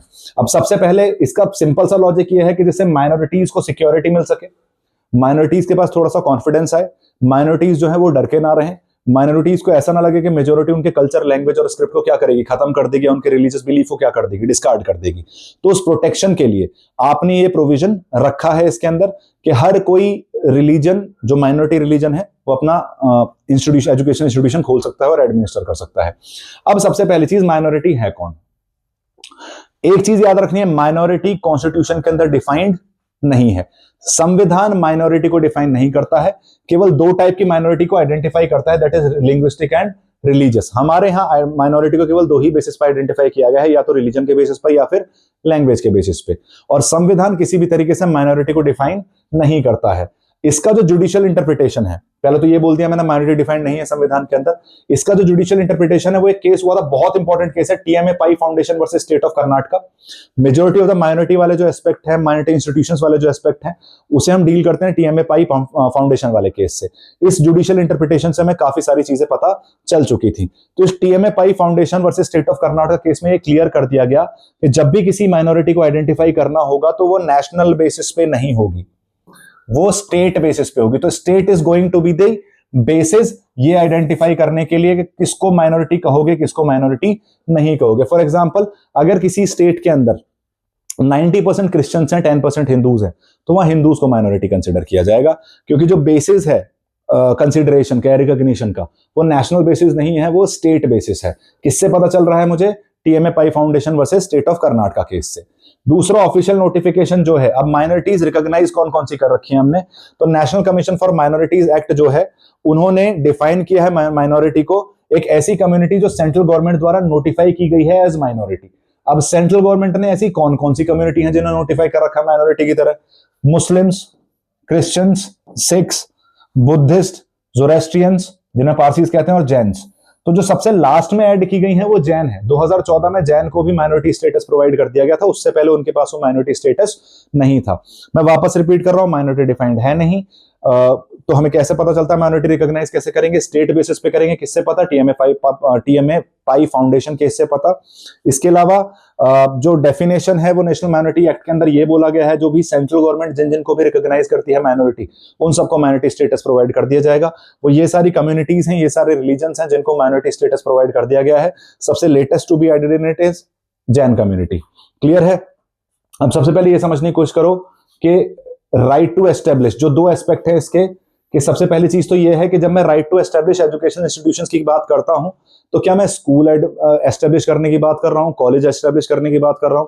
तो ये भी एक डाउट था। तो टीएमए पाई फाउंडेशन केस में ये भी पता चला कि ये सब की बात चल रही है, ये स्कूल की भी बात चल रही है और ये हायर एजुकेशन इंस्टीट्यूशंस की भी बात चल रही है। मतलब तो मैं बेसिक एजुकेशन जब मदरसे में दे रहा हूं तो भी माइनॉरिटी इंस्टीट्यूशन है वो, जब मैं स्टीफेंस में एक हाई एंड एजुकेशन दे रहा हूं तब भी वो माइनॉरिटी इंस्टीट्यूशन माना जा सकता है। तो ये भी मुझसे क्लैरिटी किससे मिली? टीएमए पाई फाउंडेशन केस से। तो from basic to higher education सबके पास आपको सबको एस्टेब्लिश करने का राइट है, हर रिलीजियस सेक्शन को, हर रिलीजियस माइनॉरिटी को।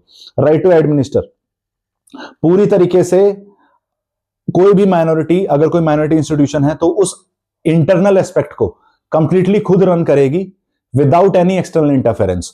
तो ये उन्हें एक डिस्क्रिशन प्रोवाइड कर दिया गया है, उन्हें एक ऑटोनॉमी प्रोवाइड कर दी गई है कि अपने माइनॉरिटी इंस्टीट्यूशन को, जिस इंस्टीट्यूशन को उन्होंने एस्टेब्लिश किया है, उसे वो खुद ही एडमिनिस्टर करेंगे और बाहर से कोई इंटरफेरेंस आपको देखने को नहीं मिलेगा। तो आसान भाषा में मैंने दो चीज डिस्कस करी है आपसे। सबसे पहली चीज मैंने डिस्कस करी कि माइनॉरिटी डिफाइंड है नहीं, article 30 deals with minority, religious and linguistic minorities, basis होता है स्टेट। कैसे पता? टीएमए पाई फाउंडेशन केस से पता। कैसे, कहां डिफाइंड है? And national commission for minorities act के थ्रू हमें पता है कौन कौन सी माइनॉरिटीज हैं।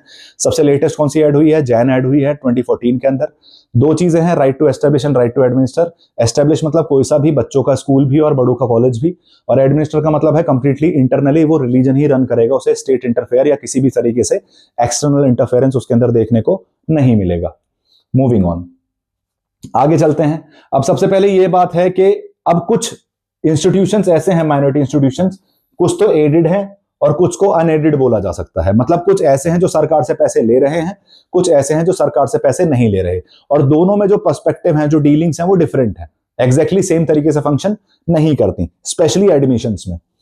ये भी बात हमें कैसे पता चल रही है? टीएमए पाई फाउंडेशन से ही पता चल रही है कि अगर अनएडेड माइनॉरिटी इंस्टीट्यूशन है, मतलब अगर किसी भी तरीके से सरकारी एड उस इंस्टीट्यूशन को नहीं मिल रहा है, तो स्टेट एडमिशन प्रोसीजर को रेगुलेट नहीं कर सकता। 100% सीट्स वो रिलीजियस इंस्टीट्यूशन ही डिसाइड करेगा कि किसको एडमिशन देना है, किसको एडमिशन नहीं देना है। यहां स्टेट का जीरो इंटरफेरेंस देखने को मिल रहा है। वापस बोल रहा हूं, अगर स्टेट जो इंस्टीट्यूशन है वो अनएडेड है, स्टेट उसे पैसा प्रोवाइड नहीं कर रहा है in any form, in aid और ग्रांट्स, किसी भी फॉर्म में वो स्टेट से पैसा नहीं ले रहा, तो वहां एडमिशन प्रोसीजर कंप्लीटली वो रिलीजन ही डिसाइड करेगा, वो अथॉरिटी ही डिसाइड करेगी, स्टेट इंटरफेयर नहीं करेगा। बस टीएमए पाई फाउंडेशन ने केस में बस ये बोल दिया गया है कि यार ट्रांसपेरेंट और मेरिट बेस्ड रखना है। मतलब जैसे एजुकेशन, टीचर्स की एजुकेशन होगी, टीचर्स की क्वालिफिकेशन होगी, इन सब चीजों को मेंटेन करते हुए चलो, बाकी तुम किसको एडमिशन दे रहे हो, किसको नहीं दे रहे हो, उससे कोई फर्क नहीं पड़ता है। क्लियर है? दूसरा, अगर कोई ऐसा माइनॉरिटी इंस्टीट्यूशन है जिसे सरकार पैसा दे रही है, which is aided by state, उस केस में सरकार रीजनेबल स्टेट रेगुलेशंस लगा सकता है। देखो, वो रहेगा तब भी माइनॉरिटी इंस्टीट्यूशन ही, लेकिन कंप्लीट ऑटोनॉमी नहीं रहेगी उसके पास, specially in education admission procedures. तो अगर वो एडेड माइनॉरिटी इंस्टीट्यूशन है तो वो अपना माइनॉरिटी कैरेक्टर लूज नहीं करेगा, लेकिन सर्टेन स्टेट रेगुलेशंस के अंडर उसे फंक्शन करना पड़ेगा। उसे कुछ ऐसे बच्चों का एडमिशन लेना पड़ेगा अपने इंस्टीट्यूशन के अंदर जो नॉन माइनॉरिटी हैं, जो उस माइनॉरिटी से बिलोंग नहीं करते जिसने वो एस्टेब्लिश किया है। फॉर एग्जाम्पल, स्टीफेंस कॉलेज में ये क्लियर किया गया था कि भाई 50% सीट जो है वो उनके लिए रिजर्व की जाएंगी, क्रिश्चियंस के लिए, और 50% सीट जो है वो नॉन माइनॉरिटीज के लिए रिजर्व की जाएंगी। वो जो 50% माइनॉरिटी रिजर्व सीट्स हैं वो पूरी तरीके से स्टीफेंस कॉलेज खुद देखेगा उसे कैसे एडमिशन देना है, लेकिन जो बाकी बची 50% है वो उन्हें मेरिट बेसिस पर ही भरनी पड़ेंगी through non minority students. Clear है ये चीज? वापस रिपीट कर रहा हूं, अनएडेड है अपनी मर्जी से करो, एडेड है तो स्टेट रेगुलेट कर सकता है, स्टेट इंटरफेयर कर सकता है, और क्लियरली मेंशन किया गया है कि कुछ सर्टेन नंबर ऑफ सीट्स जो हैं वो नॉन माइनॉरिटी स्टूडेंट्स के लिए भी रिजर्व करनी पड़ेंगी। राइट? हमारे पास एक केस है लैंडमार्क के, जिसे हम बोलते हैं saint Stephen's college versus university of Delhi, जिसके अंदर ये मैंडेट कर दिया गया था कि 50% सीट जो है वो कम्युनिटी कैंडिडेट से आएंगी और 50% सीट जो है वो ओपन मेरिट से आएंगी। ये तुम कैसे भर रहे हो ये इंस्टीट्यूशन खुद डिसाइड करेगा, लेकिन बाकी बची हुई 50% वो मेरिट बेसिस पर ही आपको फिल करनी पड़ेंगी। तो ये डिफरेंस था between unaided minority institutions and aided minority institutions. I guess I am pretty clear with it. आपको समझ में आ चुकी होगी ये बात। आगे बढ़ते हैं। देखो, अब इनका एक बेसिक डिफरेंस देख लेते हैं, आर्टिकल 29(1) और आर्टिकल 31 का, 30 क्लॉज 1 का। राइट? सबसे पहले बेनिफिशियरीज कौन है? कोई भी, मेजोरिटी और माइनॉरिटी दोनों। आर्टिकल 29 के अंदर बेनिफिशियरीज दोनों है, या मेजोरिटी भी है और माइनॉरिटी भी है। दूसरे में यहां केवल माइनॉरिटीज देखने को मिल रही हैं, चाहे वो रिलीजियस माइनॉरिटी हो, चाहे वो लिंग्विस्टिक माइनॉरिटी हो। तो article 29 deals with everybody, majority and minority. Article 30 deals with minority, either religious और लिंग्विस्टिक। सब्जेक्ट मैटर क्या है? कंजर्व करना स्क्रिप्ट, कल्चर और लैंग्वेज को। सब्जेक्ट मैटर 30, आर्टिकल 30 का क्या है? टू एस्टेब्लिश और administer educational institutions for minority. Scope क्या है? एक जनरल राइट है जिससे कल्चरल आइडेंटिटी को प्रिजर्व किया जा सके। आर्टिकल 30 में देखा जाए एक स्पेसिफिक राइट है जो एजुकेशनल राइट्स की, एजुकेशनल इंस्टीट्यूशंस की बात करती है, specifically that to related with minority. Nature of right क्या है? ये कंजर्वेटिव है कि जो ऑलरेडी एग्जिस्ट कर रहा है उसे प्रोटेक्ट करने की बात कर रही है ये, और ये प्रोएक्टिव है। अगर आर्टिकल 30 की बात की जाएगी, दिस इज प्रोएक्टिव राइट, ये नए इंस्टीट्यूशंस एस्टेब्लिश और मैनेज करने की भी बात कर रहा है। तो ये बेसिक डिफरेंस है हमारे पास आर्टिकल 29 क्लॉज 1 और आर्टिकल 30 क्लॉज 1 के अंदर। और अगर आप ये समझ गए हैं तो आपको दोनों का डिफरेंस भी समझ में आ चुका होगा, काफी डिटेल में मैंने आपको बता दिया है और आपके दिमाग में क्लैरिटी भी आ चुकी होगी कि कॉन्स्ट माइनॉरिटी है क्या, कैसे डिफाइंड है, कहां डिफाइंड है, कौन से केस से डिफाइंड है। तो ये चीजें आप बेटर तरीके से आंसर कर पाएंगे जब आपके सामने प्रीलिम्स स्टेटमेंट फॉर्म में आता है या किसी और फॉर्म में भी आता है। तो चलो मूविंग ऑन, अब हमारा रिलीजन वाला मैटर तो हो गया है खत्म। अब हम बात करते हैं आर्टिकल 31 की। Article 31 one of the most confusing article है फंडामेंटल राइट्स के अंदर। बहुत सारे बच्चों को इससे रिलेटेड काफी ज्यादा कंफ्यूजन्स भी रहते हैं, वो नहीं समझ पाते हैं कि एक्चुअली ये आर्टिकल क्यों ऐड किया गया है और ये क्रोनोलॉजी में एकदम से सडनली कहां से आ गया, राइट? क्योंकि ये मैच नहीं करता बाकी फंडामेंटल राइट्स के साथ। पहली चीज ये समझो, ये तुम्हारी राइट नहीं है। आर्टिकल 31 तुम्हें राइट प्रोवाइड नहीं करता, आर्टिकल 31 स्टेट को प्रोटेक्शन प्रोवाइड करता है कि वो रिफॉर्म्स ला सके। क्लियर? आर्टिकल 31 तुम्हें कोई राइट प्रोवाइड नहीं कर रहा है, आर्टिकल 31 स्टेट को थोड़ी सी ऑटोनॉमी और पावर प्रोवाइड कर दे रहा है कि फंडामेंटल राइट्स के वायलेशन के नाम पर वो काम कुछ उनके लिए रेस्ट्रिक्शन ना लग जाए। तो उस रेस्ट्रिक्शन को हटाने के लिए आर्टिकल 31 के अंदर आपको डिफरेंट क्लॉजेस देखने को मिल जाते हैं। पहले नॉर्मली देखते हैं, फिर डिटेल में देखेंगे इन आर्टिकल्स को। इसमें 3 आर्टिकल है हमारे पास, आर्टिकल 31A, 31B और 31C। ये स्टेट पॉलिसी की राइट्स को बैलेंस करने के लिए है कि इंडिविजुअल राइट्स मैनेज करने के चक्कर में स्टेट्स अपने ऑब्जेक्टिव फुलफिल अगर नहीं कर पाए तो फायदा नहीं है उस चीज का। तो स्टेट्स के ऑब्जेक्टिव भी फुलफिल हो जाएं और फंडामेंटल राइट्स भी सिक्योर रहे। तो आर्टिकल 31 कुछ ऐसा बैलेंस क्रिएट करने की कोशिश कर रहा है sorry, by providing certain protections to the state and legislature specifically.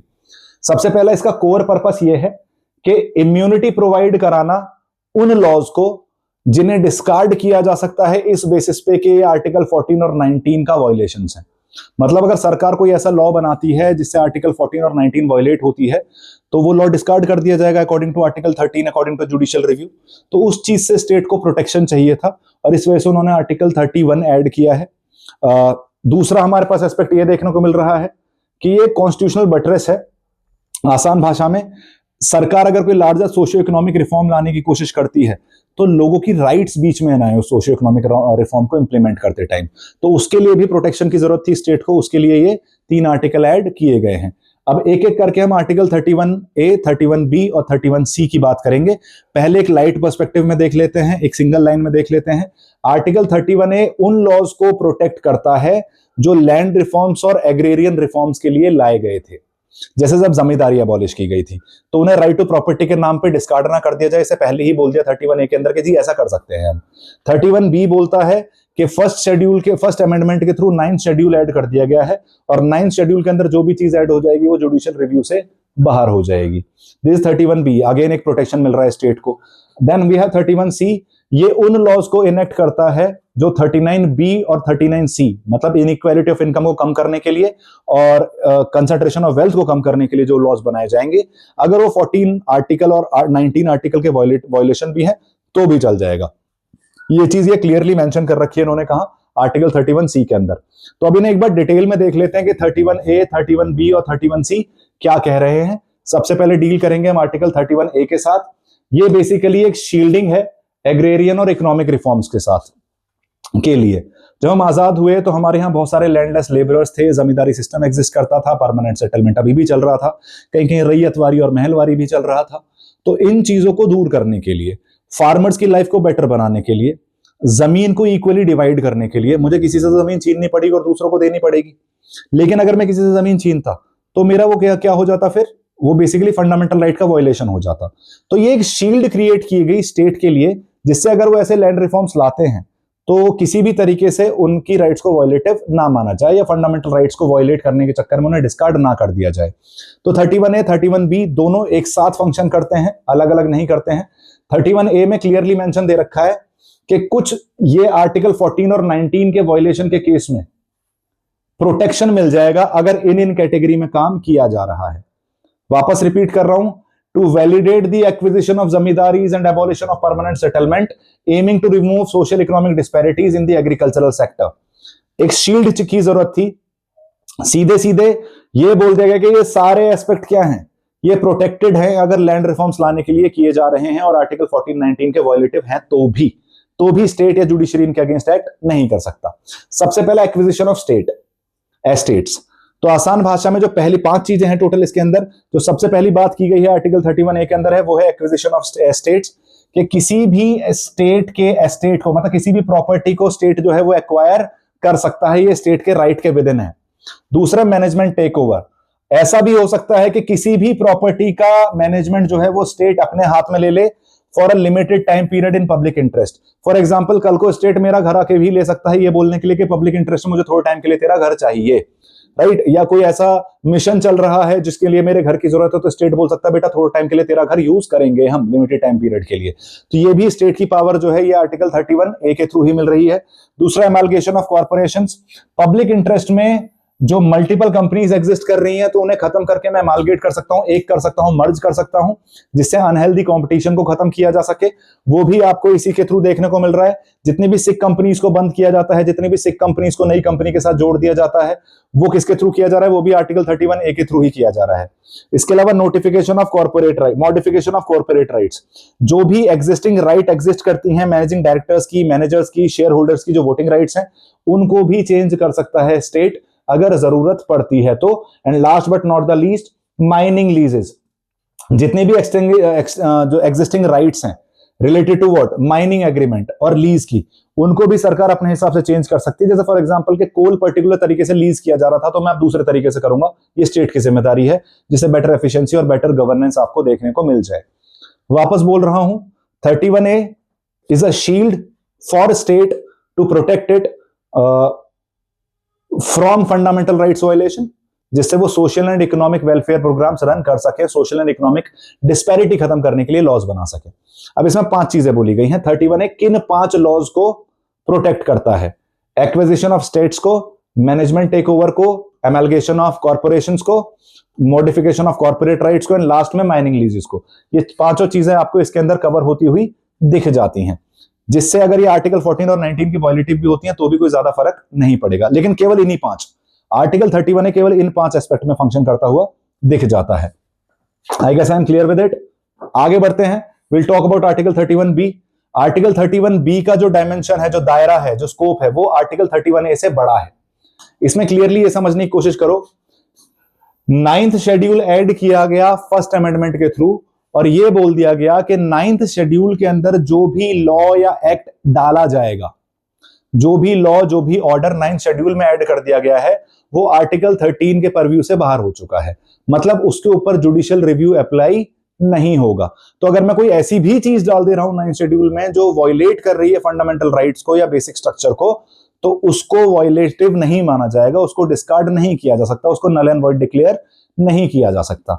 ये एक ब्लैंकेट बैन प्रोवाइड कर दिया गया सारे लॉज को, अगर उन्हें 9th शेड्यूल में डाल दिया जा रहा है तो मतलब बेसिकली इस एक्ट के थ्रू आपने देखा कि इस एडिशन के थ्रू या 31B के थ्रू आपने ये देखा कि पार्लियामेंट ने अपनी पावर बहुत ज्यादा बढ़ा दी है और जुडिशियल जो चेक एंड बैलेंसेस थे उनको पूरी तरीके से खत्म कर दिया है। आपको यह भी समझना है कि इसका जो स्कोप है वो 31A से ज्यादा है। वो तो केवल उन्हीं लॉज को प्रोटेक्ट कर रहा था जो मैंने 5 आपको दिखाए।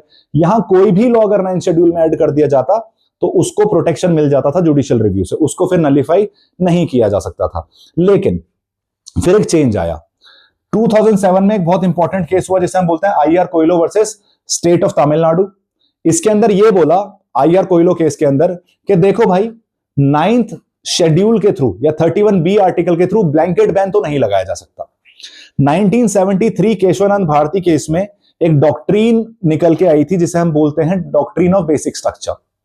तो आसान भाषा में तुम जितना भी अमेंडमेंट करना है तुम उतना अमेंडमेंट करो, लेकिन बेसिक स्ट्रक्चर को नहीं हिला सकते। ये 1973 में एस्टेब्लिश कर दिया गया था। तो कोर्ट ने IR कोयलो केस में ये बोला कि देखो भाई, 1973 से पहले तुमने जो जो ऐड किया है 9th शेड्यूल में, उससे हमें कोई लेना देना नहीं, क्योंकि तब तक बेसिक स्ट्रक्चर डॉक्ट्रिन एग्जिस्ट नहीं करती थी। लेकिन 24 अप्रैल 1973 के बाद जो जो चीजें 9th शेड्यूल में ऐड की गई हैं, उनको तो बेसिक स्ट्रक्चर के बेसिस पे जज किया जाएगा, उनके पास ब्लैंकेट बैन नहीं है। तो प्रेजेंट कंडीशन ये कहती है कि 1973 से पहले तुमने जो ऐड कर दिया 9th शेड्यूल में, वेल एंड गुड, लेकिन 1973 के बाद जो जो चीजें ऐड की गई हैं उनको जुडिशियल रिव्यू के परव्यू से बाहर नहीं रखा जा सकता, क्योंकि जुडिशियल रिव्यू खुद में ही क्या है, एक बेसिक स्ट्रक्चर एस्पेक्ट है हमारे कॉन्स्टिट्यूशन का। क्लियर है ये चीज? आपको शायद अब ये समझ में आ चुका होगा कि प्रेजेंट कंडीशन में ब्लैंकेट बैन एग्जिस्ट नहीं करता है आर्टिकल 31 बी या फिर 9 शेड्यूल को लेकर। तो 31 ए क्लियर हो चुका है, 31 बी क्लियर हो चुका है, 31 B deals with 9 schedule, 31 A deals with land reforms वाला पर्सपेक्टिव। क्लियर है ये चीज? आगे बढ़ते हैं 31 सी की तरफ। देखो, गोलकनाथ केस में 1967 में केस हुआ Golaknath versus state of Punjab. उसमें कोर्ट ने बोला कि फंडामेंटल राइट्स को हाथ नहीं लगा सकता पार्लियामेंट, किसी भी तरीके से कोई भी फंडामेंटल राइट जो है वो चेंज नहीं की जा सकती। अब इसके जवाब में पार्लियामेंट एक अमेंडमेंट लेके आया जिसे हम बोलते हैं 25th amendment, 25th constitutional amendment act 1971। अब इसमें क्लियरली ये बोला गया, इसमें दो क्लॉजेस थे। पहला क्लॉज ये बोलता है कि आर्टिकल 39 बी और आर्टिकल 39 सी, ये जो दो डीपीएसपीज हैं, इनइक्वालिटी ऑफ इनकम कम करना और कंसंट्रेशन ऑफ वेल्थ को कम करना, इन दोनों डीपीएसपीज को इंप्लाई करने के लिए, इन दोनों डीपीएसपीज को इंप्लीमेंट करने के लिए अगर कोई लॉ बनाया जाता है, अगर कोई एक्ट बनाया जाता है और वो आर्टिकल 14 और 19 को वायलेट भी कर रहा है तो भी उसे नलिफाई नहीं किया जाएगा। तो आसान भाषा में it's a tussle between DPSPs and fundamental rights. क्या डोमिनेट करेगा? तो इन्होंने बोल दिया थी फंडामेंटल राइट्स डोमिनेट करेंगे। चंपाकम दोराई राजन केस से ये स्टार्ट हुआ था, वहां क्या बोला गया कि फंडामेंटल राइट्स डोमिनेट करेंगी। गोरखनाथ केस में बोल दिया गया पूरी तरीके से फंडामेंटल राइट्स डोमिनेट करेंगी। लेकिन ये 25th अमेंडमेंट लेके आते हैं, बोलते हैं कि जी 39 बी और सी, ये दो डीपीएसपीज के केस में फंडामेंटल राइट्स डोमिनेट नहीं करेंगी, वहां हम 14 और 19 को क्या कर सकते हैं? वायलेट कर सकते हैं। लेकिन 25वें अमेंडमेंट में दूसरा एक और एस्पेक्ट था, उसमें यह बोला गया कि जुडिशियल रिव्यू ही अप्लाई नहीं होगा इन केसेस में। मतलब जुडिशियल रिव्यू जो है वो एप्लीकेबल नहीं होगा ऐसे लॉस पर जो डीपीएसपीज को अप्लाई करने के लिए लगे हैं, स्पेशली 39 बी एंड सी को। तो कोर्ट ने इवेंचुअली केशवानंद भारती केस के अंदर यह जवाब दिया कि देखो भाई, तुम्हारा जो पहला एस्पेक्ट है यह बिल्कुल बढ़िया है कि the laws giving effect to DPSP under article 39 B and C, उन्हें आर्टिकल 14 और 19 का अगर वो वायलेशन भी कर रहा है तो भी उन्हें वॉइड नहीं माना जाएगा, कोई दिक्कत की बात नहीं है। केशवानंद भारती केस ने फर्स्ट पार्ट को वैलिड मान लिया, लेकिन जो जुडिशियल रिव्यू की मनाही कर रहा था उसको उन्होंने बोल दिया कि नहीं, ये तो नहीं हो सकता क्योंकि जुडिशियल रिव्यू खुद में ही क्या है, एक बेसिक स्ट्रक्चर का पार्ट है। पर ये स्टैंड कर गया कि आर्टिकल 39 बी और सी को अप्लाई करने के लिए आर्टिकल 14 और 19 को आप डिस्कार्ड कर सकते हो। इसलिए हम बोलते हैं when article 31 C comes in, article 14 and 19 goes out. मतलब अगर 31 सी की बात हो रही है तो 14 और 19 की बात नहीं होगी। ये क्लियरली मेंशन्ड है आर्टिकल 31 सी के अंदर। लेकिन फिर ना 42nd अमेंडमेंट में पार्लियामेंट को चैन नहीं आया। पार्लियामेंट ने बोला नहीं, केवल 39 बी और सी के एप्लीकेशन के लिए नहीं, किसी भी डीपीएसपी के एप्लीकेशन के लिए आर्टिकल 14 और 19 को क्या किया जा सकता है?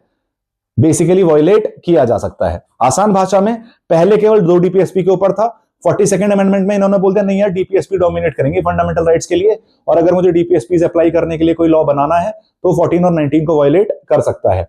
लेकिन इवेंचुअली मिनर्वा मिल केस में क्लियरली मेंशन कर दिया गया कि बेटा जो पुराना वाला प्रोविजन था ना, प्री 1976 प्री 42nd अमेंडमेंट, वही चलेगा। 39 बी और सी को अप्लाई करने के लिए ही केवल वायलेट कर सकते हो, बाकी सारे डीपीएसपी में ये सारी चीजें अप्लाई नहीं होती हैं। तो आज की डेट में सिचुएशन ये है कि केवल 39 बी और सी को अप्लाई करने के लिए 14 और 19 को नलिफाई किया जा सकता है, otherwise fundamental rights will dominate over DPSPs. तो 31 ए हमारा क्लियर हो चुका है, 31 बी हमारा क्लियर हो चुका है, 31 सी हमारा क्लियर हो चुका है। 31 ए सर्टेन लॉज को प्रोटेक्ट करता है फ्रॉम 14-19 violation. 31 B blanket ban provide करता था उनको जो 9 शेड्यूल के अंदर लॉज डाल दिए गए हैं, लेकिन आईआर कोयलो केस के बाद वो ब्लैंकेट बैन हटा दिया गया। 31 सी डील्स विद डीपीएसपीज अगर मुझे अप्लाई करनी है 39 बी और सी वाली, तो उसके लिए आर्टिकल 14 और 19 को वायलेट किया जा सकता है। कहानी मैंने तुम्हें बता दी है, कहां से स्टार्ट हो रही है। चंपकम दोराई राजन केस में फंडामेंटल राइट्स को डोमिनेटिव माना गया, same goes with Golaknath case. उसके बाद 25th अमेंडमेंट आया जिसमें ये सारी बातें बोली गई। दो क्लॉजेस थे, फर्स्ट क्लॉज को 1973 केस में स्टैंड मान लिया गया, सही मान लिया गया, लेकिन सेकंड क्लॉज जो जुडिशियल रिव्यू से ही बार कर रहा था उसको नलिफाई कर दिया गया। 42nd अमेंडमेंट में फिर कीड़ा हुआ इनके अंदर, सरकार के अंदर इन्होंने फिर बदतमीजी करनी शुरू करी। इन्होंने बोला सारे डीपीएसपीज को अप्लाई करने के लिए 14 और 19 वायलेट कर देंगे। इस चीज से कोर्ट ने एग्री नहीं करा और उसका जवाब उन्होंने मिनर्वा मिल केस में दिया। बोला जो पहले था केवल वही रहेगा, जो 73 केस में एग्री किया गया है वहीं तक सीमित रहो, ज्यादा औकात से ऊपर कूदने की कोशिश मत करो। तो this is about article 31 C. I guess आपको क्लियर हो चुका होगा। थोड़ा डाउट रहता है बच्चों के इन आर्टिकल्स में, बट आई गेस आपके लिए क्लैरिटी आ चुकी होगी किस पर्सपेक्टिव से ये चीजें फंक्शन करती हुई दिख रही हैं। तो ऑलमोस्ट हमारा ये लेक्चर कंप्लीट हो चुका है। अब आपको ये समझने की जरूरत है कि हमारे जो 3 पिलर्स हैं कि जो इंडिविजुअल राइट्स की बात आपने देखी, इंडिविजुअल राइट्स की बात आपको आर्टिकल 25 में देखने को मिल रही है, जो मैंने रिलीजियस इंडिविजुअल राइट्स की बात करी थी। कम्युनिटी राइट्स की अगर बात करें तो आर्टिकल 26 जो रिलीजियस डिनोमिनेशन की बात कर रहा है, और आर्टिकल 30 जो रिलीजियस और लिंग्विस्टिक माइनॉरिटीज की बात कर रहा है। अगर स्टेट की ड्यूटी देखी जाए इन्हें रिफॉर्म करने की या रेगुलेट करने की चीजों को, तो मुझे आर्टिकल 25 क्लॉज 2 में देखने को मिला और आर्टिकल 31A, B, C में देखने को मिला। ये सारी चीजें अभी हमने सारी डिस्कस करी हैं, और ये इससे बेसिकली एक बैलेंस क्रिएट करने की कोशिश की गई है कि आप अपनी रिलीजियस फ्रीडम भी ले सकें without hurting anybody's else sentiments, और साथ के साथ सरकार डेवलपमेंट भी कर सके विदाउट वायलेटिंग फंडामेंटल राइट्स। इन सारी चीजों को बैलेंस करने के लिए सारे आर्टिकल्स बहुत ज्यादा इंपॉर्टेंट हैं। अगर आपने ये लेक्चर देख लिया है तो हाई चांसेस हैं कि आप यहां से आने वाला क्वेश्चन किसी भी तरीके से गलत नहीं करेंगे। एक बार वापस रिपीट कर लेते हैं कौन कौन सा आर्टिकल है। 25 बात करता है conscience, profess, practice and propagation of religion की। 25(2) बात करता है स्टेट इंटरफेरेंस की। 26 बात करता है basically administration and establishment of institutions by any religious denomination, और वो किस किस तरीके से रिलीजियस डिनोमिनेशन की राइट, वो चार चीजें क्या क्या कर सकता है, वो उन सब चीजों की बात कर रहा है। 25(2) आर्टिकल 26 के ऊपर भी अप्लाई होता है, ग्रुप राइट है। 27 बोलता है कि किसी भी तरीके से किसी इंसान से टैक्स नहीं लिया जा सकता अगर अपने रिलीजन को फॉलो करने के लिए, प्रोपोगेट करने के लिए। आर्टिकल 28 बोलता है कि स्टेट एडेड इंस्टीट्यूशंस में या अनएडेड इंस्टीट्यूशंस में रिलीजियस इंस्ट्रक्शन प्रोवाइड कराया जा सकता है, नहीं कराया जा सकता। तो हमने 4 तरीके के स्टेट देखे थे। अगर कंप्लीटली स्टेट फंडेड है तो वहां रिलीजियस इंस्ट्रक्शन प्रोवाइड नहीं कराया जाएगा। अगर एडमिनिस्टर्ड बाय स्टेट है लेकिन एक एंडोमेंट और ट्रस्ट की तरह एस्टेब्लिश्ड है तो वहां कराया जा सकता है अगर ट्रस्ट को चाहिए तो। अगर स्टेट रिकॉग्नाइज्ड है तो रिलीजियस इंस्ट्रक्शन प्रोवाइड करा सकते हो but with the consent of the individual. और अगर एड मिल रहा है स्टेट से, कुछ पैसा सरकार से उठा रहा है वो इंस्टीट्यूशन, तो भी रिलीजियस इंस्ट्रक्शन प्रोवाइड कराया जा सकता है लेकिन with the consent of the individual. मतलब पूरा पैसा आ रहा है तो नहीं करोगे, लेकिन कुछ अगर एड आ रहा है तो भी आपके पास चांसेस हैं कि आप रिलीजियस इंस्ट्रक्शन प्रोवाइड करोगे। एक चीज और भी है बच्चे, रिलीजियस इंस्ट्रक्शन और एजुकेशन ऑफ रिलीजन ये 2 अलग अलग चीजें हैं। मतलब मैं एंशिएंट हिस्ट्री के अंदर, आर्ट एंड कल्चर के अंदर आपको ये डेफिनेटली बता सकता हूं कि बेसिकली बुद्धिज्म क्या है, जैनिज्म क्या है, हिंदुइज्म क्या है, वैदिक रिलीजन क्या है, वेदास कौन कौन से हैं। इसे हम एजुकेशन ऑफ रिलीजन कहते हैं, रिलीजियस एजुकेशन नहीं कहते। तो ये चीज सुप्रीम कोर्ट ने क्लियर की है कि एजुकेशन ऑफ रिलीजन अलाउड है, रिलीजियस एजुकेशन अलाउड नहीं है। क्लियर। उसके बाद आर्टिकल 29 पे आए हम, जिसमें हमने बोला कि अपने लैंग्वेज, कल्चर और स्क्रिप्ट को सिक्योर करना हर किसी के पास राइट होना चाहिए, चाहे वो मेजोरिटी हो चाहे वो माइनॉरिटी हो। और जितने भी इंस्टीट्यूशंस हैं, एजुकेशनल इंस्टीट्यूशंस हैं जो स्टेट को पैसा दे रहे हैं या स्टेट द्वारा एडमिनिस्टर किए जा रहे हैं, वहां रेस, रिलीजन, कास्ट और लैंग्वेज के बेसिस पे डिस्क्रिमिनेशन नहीं किया जाएगा। आर्टिकल 30 बात करता है रिलीजियस और लिंग्विस्टिक माइनॉरिटीज की, वो किस तरीके से अपने एजुकेशनल इंस्टीट्यूशंस को एस्टेब्लिश कर सकते हैं और उन्हें एडमिनिस्टर कर सकते हैं। मैंने आपको बताया माइनॉरिटी डिफाइंड नहीं है, टीएमए पाई फाउंडेशन से हमें पता चलता है माइनॉरिटी स्टेट बेसिस पर अप्लाई की जाएगी। दूसरी चीज, जब मैं एडमिनिस्टर और एजुकेशन की बात करता हूँ, एस्टेब्लिशमेंट की बात करता हूँ, तो मैं स्कूल की भी बात कर रहा हूँ, कॉलेज की भी बात कर रहा हूँ। एडमिनिस्ट्रेशन में किसी भी तरीके से एक्सटर्नल इंटरफेरेंस नहीं मिलेगा उन इंस्टीट्यूशंस में। अब टीएमए पाई फाउंडेशन ने यह भी बोला कि अगर अनएडेड माइनॉरिटी इंस्टीट्यूशन है तो स्टेट बिल्कुल ही इंटरफेयर नहीं करेगा, लेकिन एडेड माइनॉरिटी इंस्टीट्यूशन है तो स्टेट ये डिसाइड करेगा कि भाई सर्टेन नंबर ऑफ सीट जो है वो आप नॉन माइनॉरिटीज के लिए भी रिजर्व रखोगे। इसके बाद मैंने आपसे डिस्कस करा article 31A, B and C जो अभी हमने खत्म किया है, और आई गेस आपको काफी हद तक क्लैरिटी आ चुकी होगी इस चीज को लेकर कि ये आर्टिकल्स एग्जैक्टली किस चीज के बारे में बात कर रहे हैं। क्लियर है? तो this was all about this fundamental part 3 lecture. यहां तक आपका ये 31C तक हमने कवर कर लिया है। मैं 2 लेक्चर्स और बनाऊंगा फंडामेंटल राइट्स पे। एक में केवल मैं आर्टिकल 32 की बात करूंगा, और उसके बाद जो हमारा आर्टिकल होगा 33, 34, 35 जो जनरली आप लोग इग्नोर कर देते हो और वहां से क्वेश्चन आता है तो आपके मन में डाउट आता है, उसे मैं एक अलग लेक्चर में कवर करूंगा। तो हमारे फंडामेंटल राइट्स के 2 लेक्चर और बचे हैं। This was the 3rd part. जुड़े रहिए अर्थनीति के साथ और डेफिनेटली इन लेक्चर्स को देखिए, डिटेल में देखिए। अगर आप इन्हें डेफिनेटली समझ पाते हैं, कंसेप्चुअली समझ पाते हैं, तो चांसेस है कि आपसे कोई गलती नहीं होगी। Thank you so much guys and have a good day.